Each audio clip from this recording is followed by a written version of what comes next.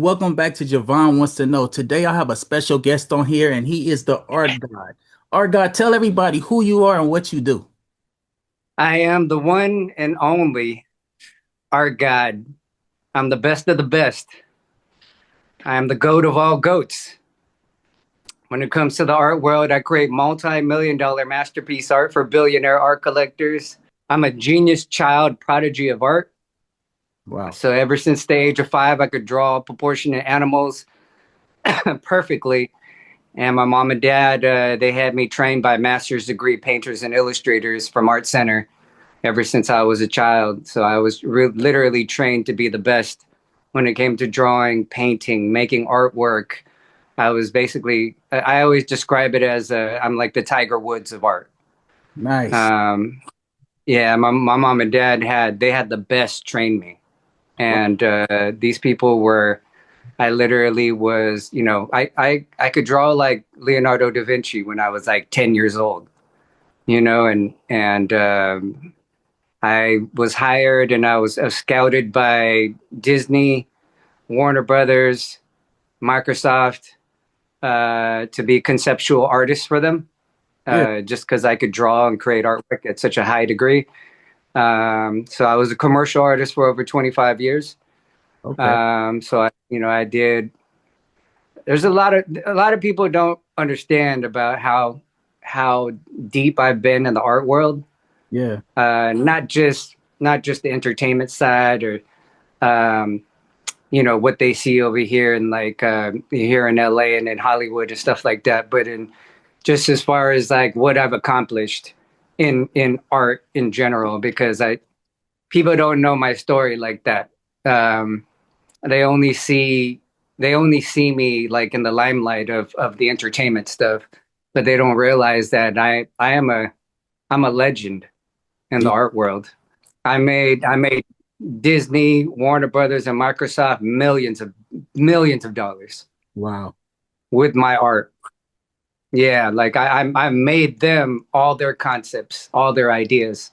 This is what this show is about, man. I'm serious. Like, I interview so many creatives like yourself that people see us as that one thing they meet us as sometimes, they don't really know like the origin story. They don't know like who we are and what we have, contributed to the world of art, especially guys around our age. My birthday just passed, by the way, Happy birthday. and thank you so much, my brother. And I celebrated it in a genius way. I said, you know what? The theme for my birthday is going to be called the Bad 2026 Awards. I love. And I was just like, in my mind, I was just like, you know what? Genius. I said, genius concept. Because in my mind, I said, for my birthday, what do I want? What do I want as the art god? Like, what is the experience that I want to experience for my birthday? And so I was like, in my mind, I was all like, damn, you know what? How about I embrace that all the way to the fullest? And then I just said, what's the most idealistic scenario that you could see for your birthday? And I said to myself, you know what? I want to be surrounded by 100 of the baddest in the game for my birthday. 100 of them. I love And I it. was like, damn. I was all like, whoa. And then really a lot of it started triggering on my mind. I was just like, wow. All of a sudden, boom, instantly, instantaneously, I just put that, manifest that concept into a reality. And then, I have all sorts of people and the whole entire team and staff that organized it all up together. And then all of a sudden, everybody was rallying around. And I said to myself, it was a genius brand marketing campaign. Yeah. That's what that's what art is. Don't ever just look at artwork as just a drawing, as just like a painting or a picture or something like that. It's called intellectual property. Because if you're able to create an image of something, it doesn't matter what it is. Hmm. It could be a logo, it could be a freaking splatter mark, it doesn't matter what it is. You could print that on a product. Yes. And then you could sell millions of dollars of those products worldwide. So people aren't very smart when it comes to art. Yeah. Most people aren't very smart because they don't even understand art. True. they They don't. they they're just like, oh, art, visual stuff. Oh, you're painting something. Oh, I didn't realize it was a business. Yeah, art's a business. Big time. Big time business. It's called the billionaire business Yeah. at its highest level. So a lot of people don't understand what that means because they're so fixated on just like looking at what art is instead of understanding the reality of the power of art. Yeah. And they don't say art is intellectual property. So, any concept, any idea, you draw that. How that becomes business is you have to have the mentality of capitalizing with the visual piece of artwork. Mm. Then, if you don't say that with intention in this world, then you're not being a real business person. You're True. just you're just like not really understanding art. But if you have intention for why you made that piece of artwork, because I wanted it to be a legendary design. I wanted to put it on T-shirts and jackets and merchandise. I wanted to make it a pattern, and then you created a whole entire brand off of just that logo. Yeah. So I create multi-million-dollar masterpiece art for billionaire art collectors. How did I get there? Well, as I was saying, I was a commercial artist for over 25 years. Okay. So I worked for Disney, Warner Brothers, Microsoft. I made Bill Gates over $1 million with one piece of artwork that sold worldwide on Xbox Live, the video game console. Yeah. After I did, this is a deep story right here. Okay. This is what taught me about business as an artist. Because the hardest part for an artist is getting out of the mentality of being an artist Mm-hmm. and becoming a hardcore businessman. Mm. It's you have to like take this body of an artist and take it and put it inside the businessman. You have to learn how to do that in order to be financially successful as an artist. Yeah. And a lot And of people can't pivot both. It's very hard for them to do both because they with creatives, you can create. But then when it comes to that business thing, they get afraid to negotiate or do contracts or bad contracts, or giving away things. And it's just they don't understand the power they have, what you said with the intellectual property.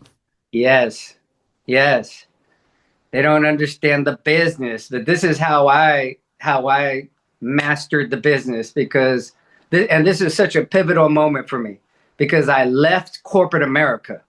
Mm, I know This is like when I was a commercial artist for 25 years for all these corporations, these companies, and it was the most boringest work I've ever created, and I did it easy.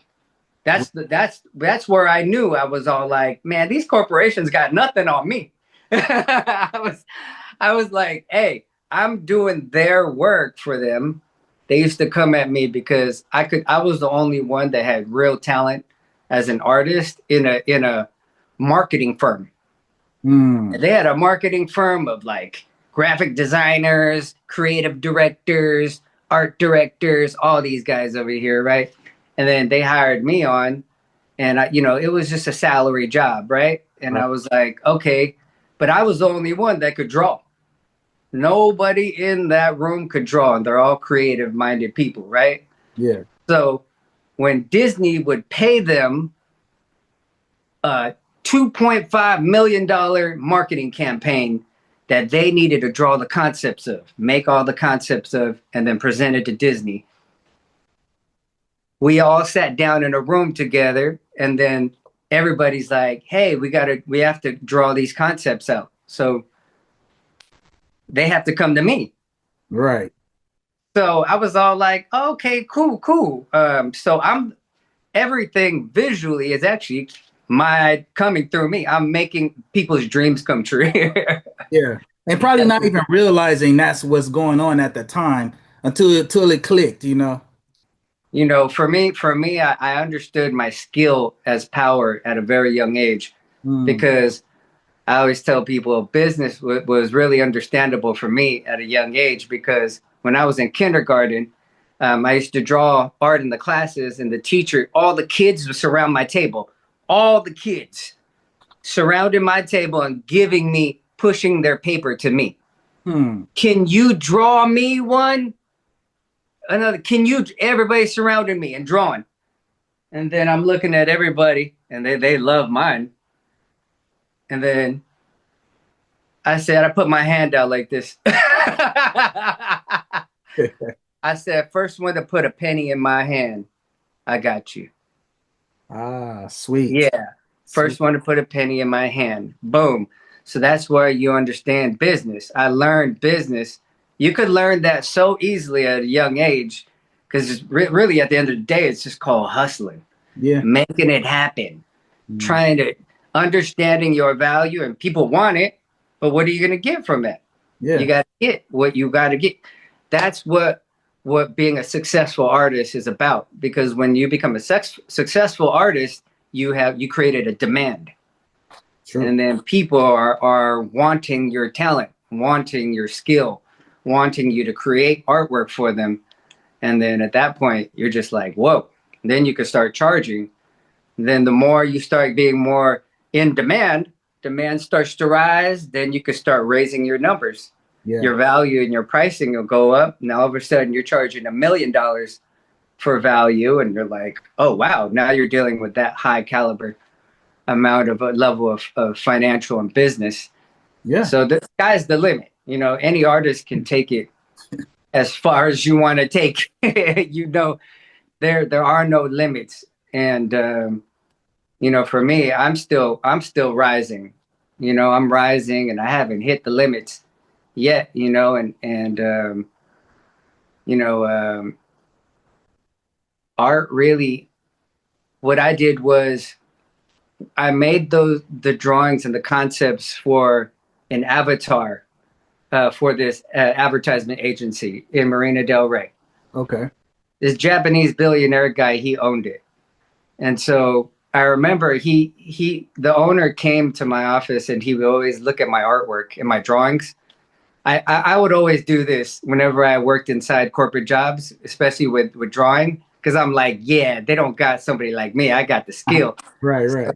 I used to walk in there, and all I'd do is look at it. I still do that shit. That's why I got all my drawings up on my wall. Nice. All my drawings. Snoop Dogg all hanging out with us right here. So all I tell people is, dude, this is my skill. This is Yeah. my skill right here. I said, I'm showing you my skill. Whether you like it or not, whether you respect it or not, I don't give a damn. I'm showing you my skill. I love that. You know what I mean? And if you in my room, if you in my presence, then I got to show you my skill. Yep. And at the moment that you see my skill is the moment that you're going to understand like how high powered my mind is. And a lot of people don't understand that by just talking a lot of times as an artist, or showing them one picture, you know, look, you know, this is what I do, or even just one painting. They got to, when they see your whole entire environment, and Mm. they see that like I put this all around my office. And then the owner comes by the office, and he walks over, and he's all looking at my art. He's just staring at it. He's looking at it. He just hired me, and he's looking at me. He's seeing how young I was, and he was like, yeah, you are truly talented, son. This is the changeover. I made that advertisement agency over $1 million with one piece of artwork for Microsoft. Yeah. And it was an avatar that sold worldwide. And I'm the one that came up with the genius concept to like just dominate the market. And then there was a guy named Paul Schmeideke who was like this. He was a businessman that had to connect with Microsoft. Mm-hmm. So he tied in with my agency. My agency, I work for them as their artist. So he once he saw my skills, he came to my office like, "Damn, you drew all this stuff." I was like, "Man, I told you I'm the best." And then he go, He goes, dude, I'm making these avatars for Microsoft, and then we're going to make money for the company. And he's like, I think I'm going to save this company. And I was all like, okay, but whose art you going to put on there? Because, yeah, you got to deal with Microsoft and you want to put some avatars up, but it's the artwork that's going to sell at the end of the day. True. And you need to have amazing artwork. And then he goes, that's where you come in. And I just said, okay, okay. I said, and this is where I understood this is the crossover between artist and business. So I said, okay, okay, yeah, I'm the best. So he was like, dude, draw me something that's hot. And I was all like, what? Something that's hot. I was all like, tell me what's hot. You tell me what's hot. And then he goes, I mean, like, you're the Xbox guy, you tell me what's hot. I said, I'm a freaking comic book nerd and I'm freaking just the best artist in the world. But you tell me what you think and I'll make it into a reality. And he goes, man, we got Gears of War, we got Call of Duty. These were some games that were like the big prominent multi-million-dollar games during that time. Yeah. And then I said to him, man, it's a lot of like masculine energy going on over here. And then he goes, oh, I mean, yeah, dude, it's like the shooter games, the war stuff. And then I go, yeah, I know. But then how about we come at this at a different angle? Because if we do more war, Call of Duty stuff, you're just doing the same. You're Yeah. just trying to copy their. And I was all like, no, you need to stand out. Right. Excuse me. You need to stand out. I said, we need to do this. I'm going to create a beautiful, amazing manga Japanese animation goddess Hmm. with weapons like swords. Yeah. Swords. You want her to be like a warrior. We want her to, and then we also want her to also have the weapons. I was all like, yeah, she got weapons, guns, and she got the swords. And I said, I'm gonna make that. And I said, I promise you, that's gonna blow up. And then he goes, man, I'd like to see that. And Right. so I make that art. I just sit at my desk because Japanese animation to me is easy work.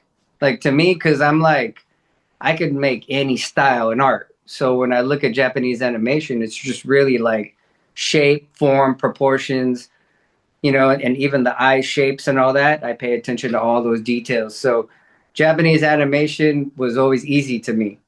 And so I drew that for him in a day, literally one day. I just sat there, busted it out, and I took it to him.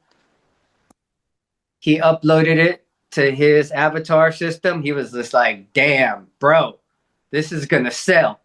I was all like, yeah.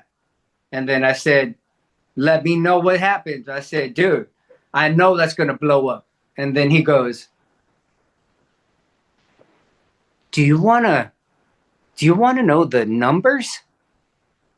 And I said, I definitely do. Right. And Right. then he goes, come on over to my office. When you come into work, come to my office. I'll share the numbers with you. And I said, oh damn, okay, bet. And so me as a commercial artist, now I started digging into the numbers of the company Yeah. and how much money my art was actually making with their Microsoft deal. And so I went over to his office Hmm. every day in the morning, and I would sit there and I would see the numbers rise. He was like, the first day we put up the artwork, we made $250,000. First day. $1 a piece worldwide. Wow. $250,000. And I was all like, damn. And then he was just tripping out. He's all like, bro, we're like the third highest selling avatar right now. I was all like, what? He said, yeah. And then I went to him the next day and he's all like, dude, we're at 500,000. Then the next day he was all like, dude, we're at 75. Oh my God. And then all of a sudden we're at 1 million. And then I was all like, dude, we made $1 million, you and I, for this company. And Hmm. he said, yeah. I said, you know, this company is going down. I told him that. I said, this company is like losing a lot of money Yeah. because they were spending so much money. And this is what's terrible for corporate companies. But I'm exposing it right now because I want everybody to understand about how I've learned from my corporate experience.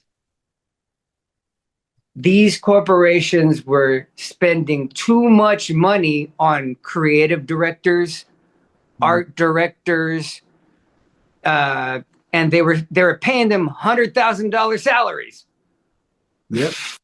Yeah, that's the price. That's the salary. Yep, and they had them all. They had them all sitting in a room together, and none of them could even create anything on their own.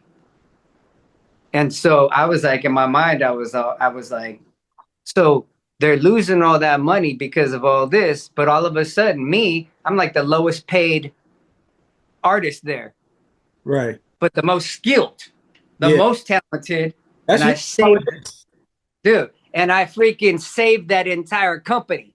I actually seen you doing some body paint art at a showcase one time. What made you get into doing body paint art, and how does it feel like doing this like on a living canvas, when you create and come up with these ideas? I call it masterpiece body art. Okay. That's what I call it. Hmm. Um, I don't call it painting. Ah, I okay. call it masterpiece body art. Yeah, I like what I do is I'm not a paint like a I don't consider myself like a body painter. I Okay. consider myself like a mastermind of art, and then how I look at the woman's body is Hmm. as a canvas, and I have decisions and choices that I could make with material. Okay. So I try not to limit like my mentality to think that I only paint, because I use tape, I use material, Okay. I'll use gold, I also use glitter, I also use paint, I also use neon tape, all different sorts of material, right? Yeah. I'm always sourcing material out to use on women's bodies as art because that's limitless.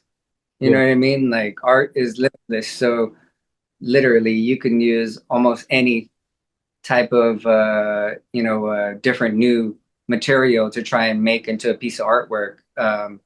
That's why they're even doing a lot of great things like the beautiful goddesses that are they're using sushi to make artwork on her, right? Yeah. So artwork, like that's what I started to create. I started to create masterpiece body art on beautiful women's bodies. Um, a lot of people love how a lot of the women love how I said on the baddest bitches in the game. That's that's what I always tell these girls, because I thought about it and somebody who I really really am looking forward to working with is Cardi B. She was a big inspiration to me. Okay. And so there are certain women that I do know that I am going to create my body art on. Kim Kardashian is a very, very big inspiration for me doing the body art. Yeah.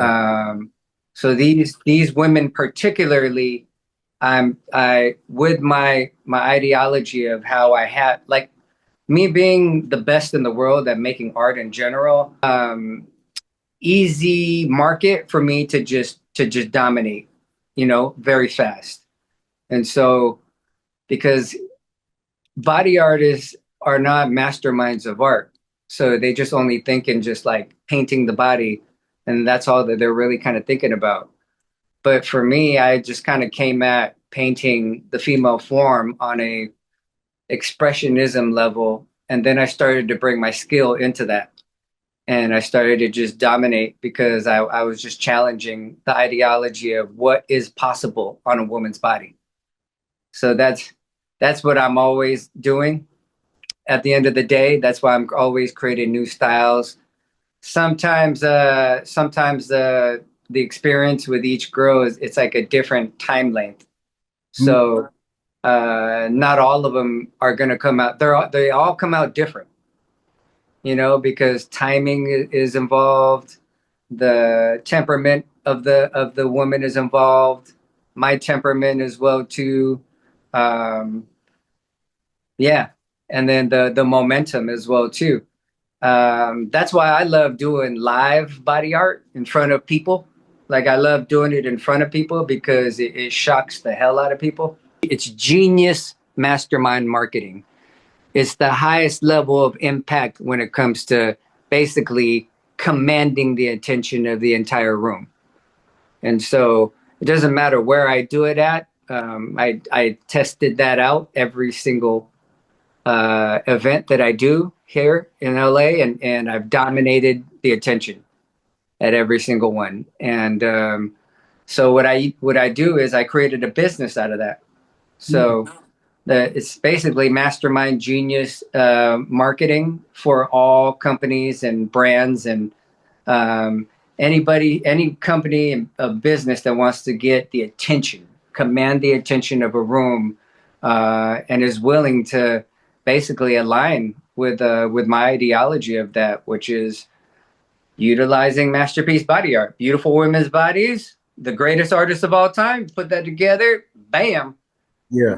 you're just controlling the whole entire crowd in the moment. So um, that's what I've been doing, and it's been blowing up. Mm. It's been blowing up. We hit 5 million views on the campaign, Fire. Fire. and it was like for me, I said that's when you know you're operating at the highest level because I'm not just creating artwork like that, and I'm not just doing the body art. I'm creating like huge campaigns of that are making all these beautiful women like just amazed and empowered. I like that you said that because one of my questions was going to be, how do you celebrate doing this with these beautiful women without objectifying them? Yeah, you know what? Objectifying them. See, this is what I learned about the objectifying situation, especially with men.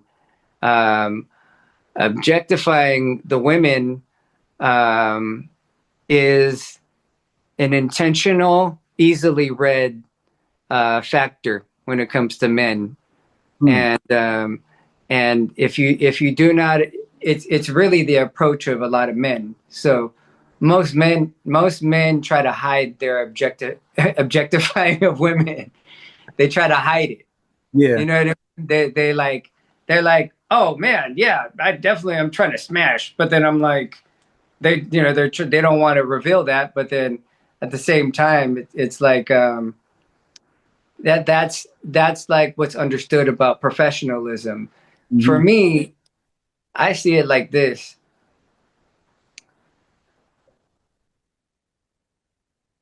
You have to go into towards the women with intention, and your intention has to be genuine at its highest level when it comes to cherishing and honoring beautiful women.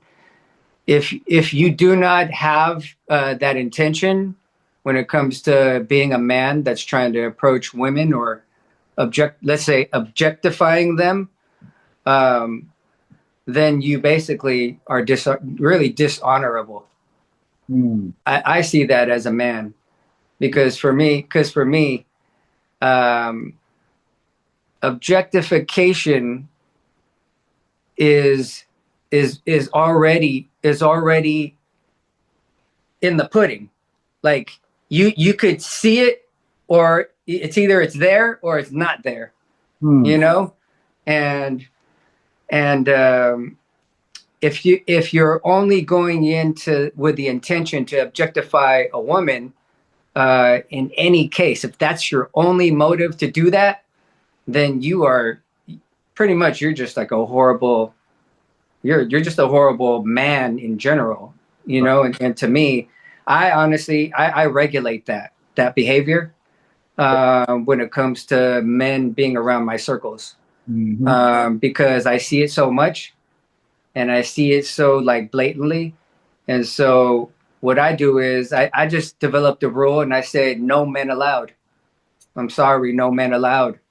And then even women will try to bring, boyfriends or husbands or, different people in the mix too that are men. So the more that I started elevating my brand and, doing these private mansion events in Beverly Hills, very prestigious properties, I was just like, nah, I have to regulate the men around these scenarios of the women because the men are making things awkward and difficult. True, true. So so if I just open up that door for them to just fly in, it's really just me causing, opening the gate to all that. So I decided I would shut the door this time that and yeah. Very, So a very wise approach, one that I've taken myself many times. Shooting women and their videos or their photography, and I've shot some very interesting things. And a lot of like even some of my friends like, "Yo, can I come hold the light at least?" I'm like, this is a professional thing for me, brother. So you have to regulate. You definitely do. got to regulate, and then and for these scenarios you have to freaking capitalize, and Def- you have to test those individuals out. Oh, you want to be around the art god, around women, watching him paint them. Oh, is that right? Oh, okay. Are you a sponsor? Mhm. Oh, no, you're not. Oh, okay. Well, you know what, we don't have no space for you just to be here because the art god definitely doesn't want to show you his techniques. That's why I do what I do on these women, and I committed myself to it. I didn't just say I'm just gonna paint on one girl or a couple of girls and then that's it. Right, right. Dude, I'm gonna paint, I'm gonna break records. Uh, Yeah, I'm gonna break records with this, and then I'm gonna go harder than any artist has ever really done it because the body art world is like easy work to me. I'm real competitive in art. I call myself the Michael Jordan of the art world, the Floyd Money Mayweather of the art world, the Tiger Woods of the art world. I'm the best. So I always like looked at like the body art world as like an easy work industry yeah. that like they don't even have my skill. There's not even close.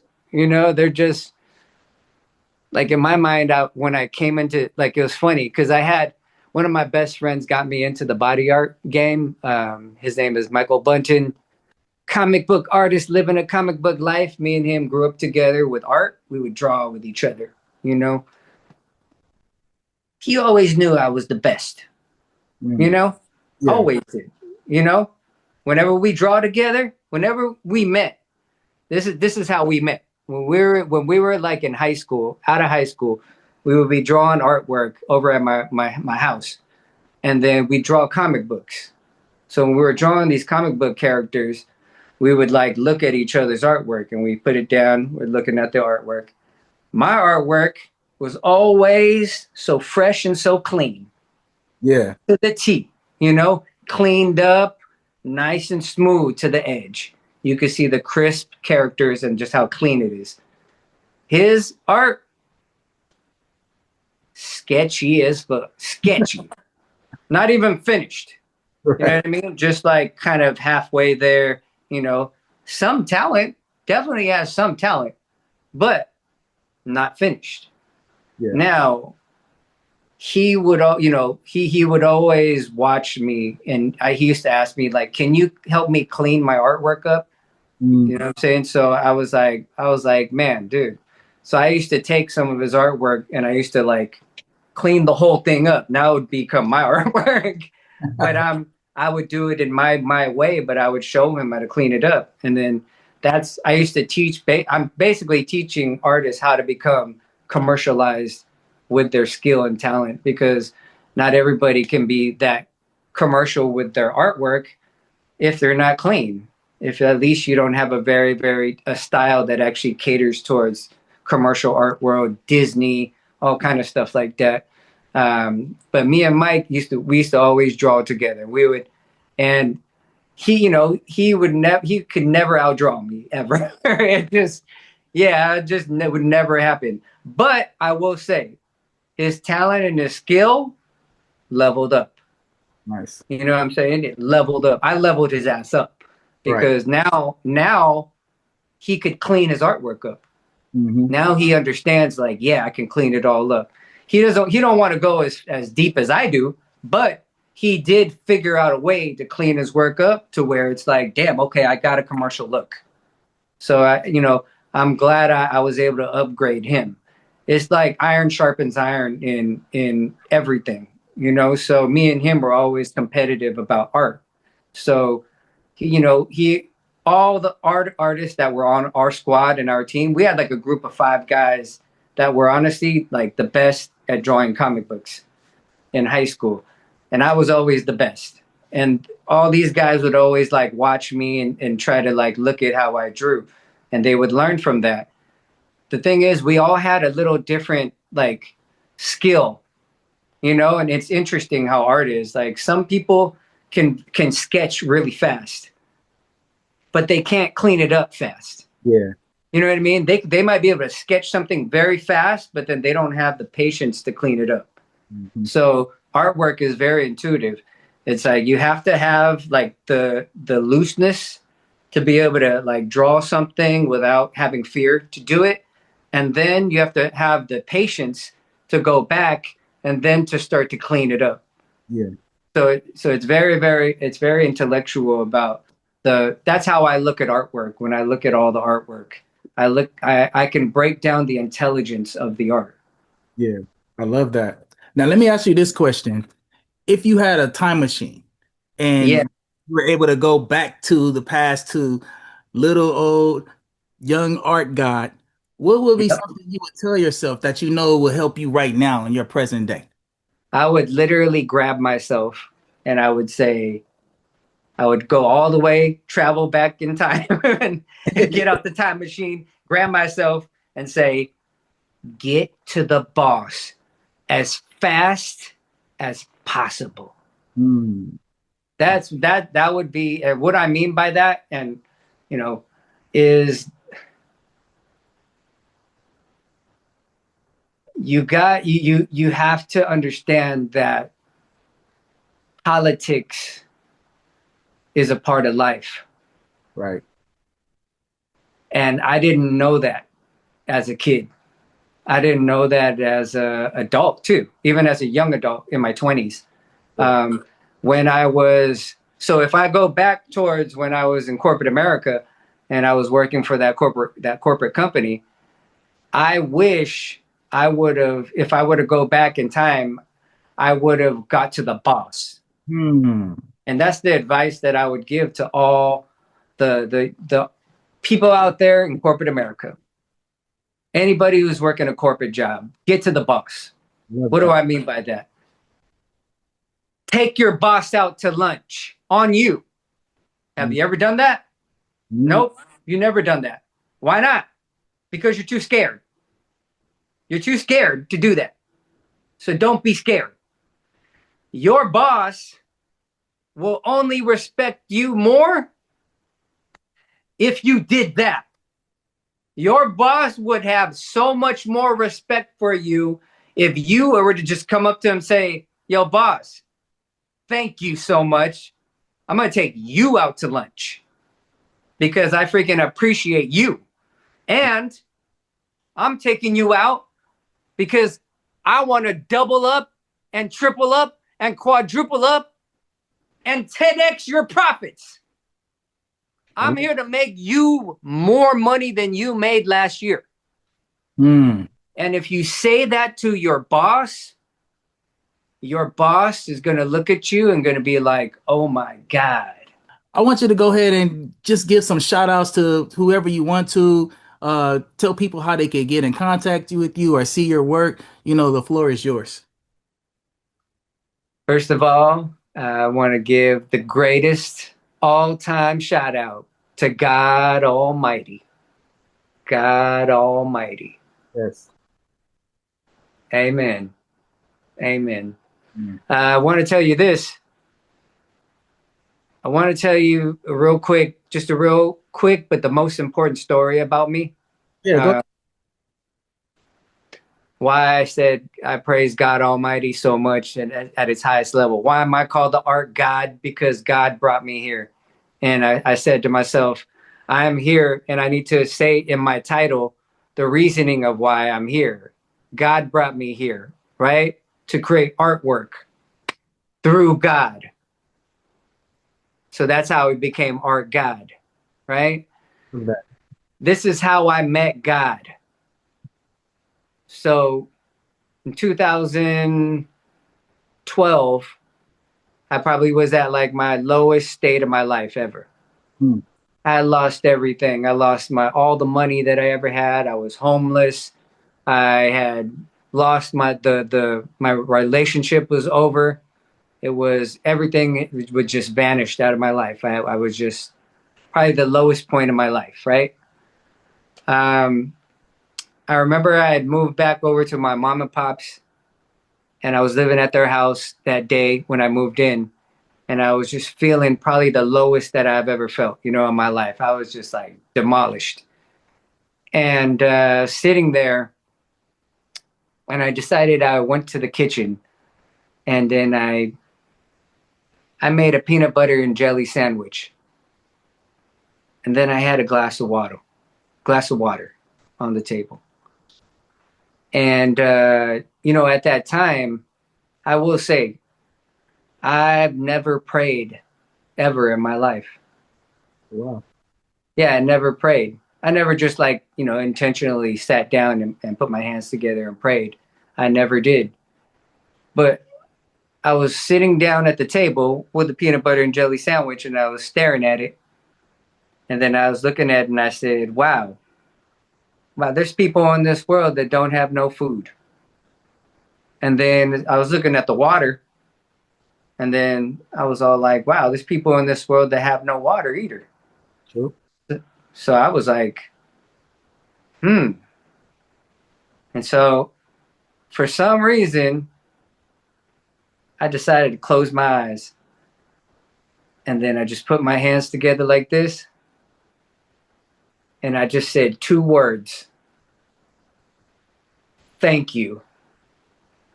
And waterfalls of tears came flying out of my eyes. It was like